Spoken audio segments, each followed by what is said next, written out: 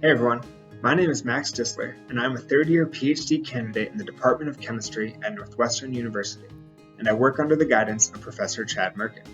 I am originally from Northern New Jersey, and I earned a bachelor's degree in chemistry and neuroscience and behavior from Wesleyan University. Outside of the lab, I enjoy writing music and swimming.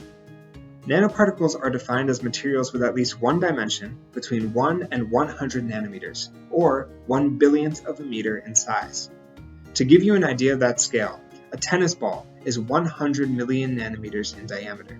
A period in the Times New Roman 12-point font is 1 million nanometers in diameter. Human cells are 10,000 nanometers in diameter. A typical virus is 100 nanometers in diameter, and a simple glucose molecule is 1 nanometer in length. Nanoparticles can be made of metals like gold and silver, semiconductors like cadmium selenide, glass, and a variety of other materials, and can come in different shapes like spheres or cubes. From the color-changing skin of chameleons to the stained glass windows of cathedrals to the energy-converting layers of solar panels, nanoparticles can be found in nature, used in art and architecture, and applied in many modern technologies. Due to their small size, nanoparticles have properties that are different even from those of the bulk sample of the same exact material.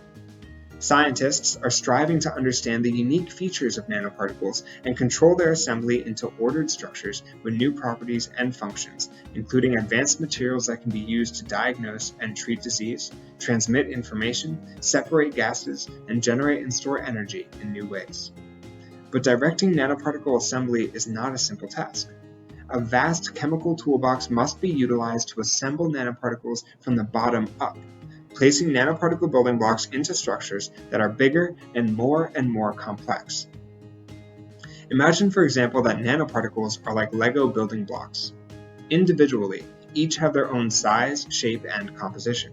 However, when combined with other pieces, a larger, more complex, and functional structure can be achieved. This idea is the foundation of bottom-up assembly, and it is a powerful approach to materials design. But how does one control not only the features of the individual nanoparticle, but also their locations relative to one another so that we can build new materials with nanoscale precision? The Merkin Lab has developed new chemistry to do just that. Just as atoms are the building blocks of conventional matter, nanoparticles are the fundamental building blocks of many modern materials. And just as bonding interactions between valence electrons allow atoms to interact with each other to form molecules, bonding interactions between DNA strands allow nanoparticles to interact with each other to form programmable matter. A question you may be asking yourself right now is how can DNA, the blueprint for life, be used as a sort of smart glue to form modern materials? Well, one amazing feature of DNA is its chemical specificity, or its ability to recognize and bind with a complementary strand facilitated by hydrogen bonding between base pairs, A with T and G with C. Specifically, if we mix two sets of nanoparticles that are densely functionalized with DNA sequences A and B together, and A and B are complementary, DNA A and DNA B will bond with each other, and the nanoparticles will get carried along to create highly ordered extended assemblies. Since modern chemists can synthesize DNA strands of any sequence and length easily and quickly in the laboratory using a machine called a DNA synthesizer, we can achieve unprecedented control over nanoparticle bonding. These nanoparticles functionalized with DNA are referred to as programmable atom equivalents, or PAEs for short. Analogies can be drawn between traditional atoms and programmable atom equivalents. Consider common table salt, or sodium chloride. We know that the electrostatic affinity between positively charged sodium ions and negatively charged chloride ions results in the formation of crystals where the ions are each arranged in a face-centered cubic or FCC array. Similarly, DNA bonding can drive the assembly of PAEs into a vast array of crystal structures, including some as common as FCC, but also others that have never before been seen in nature.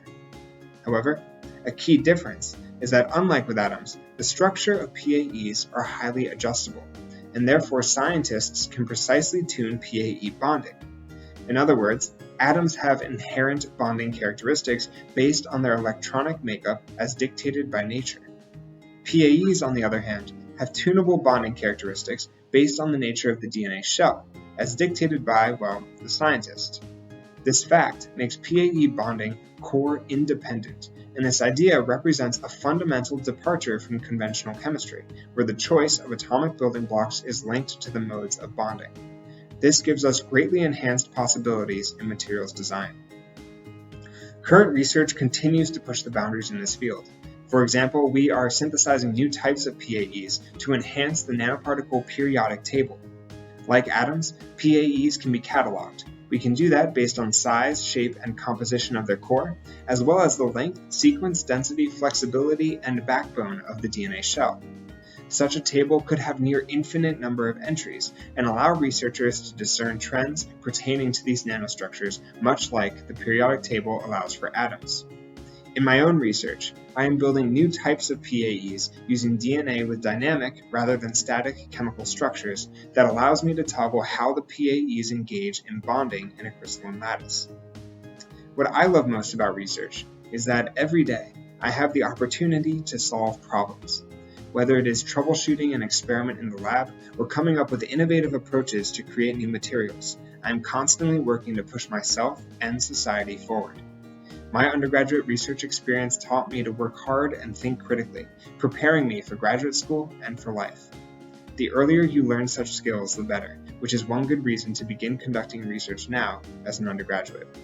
I hope this video helps inspire you to start you on your journey.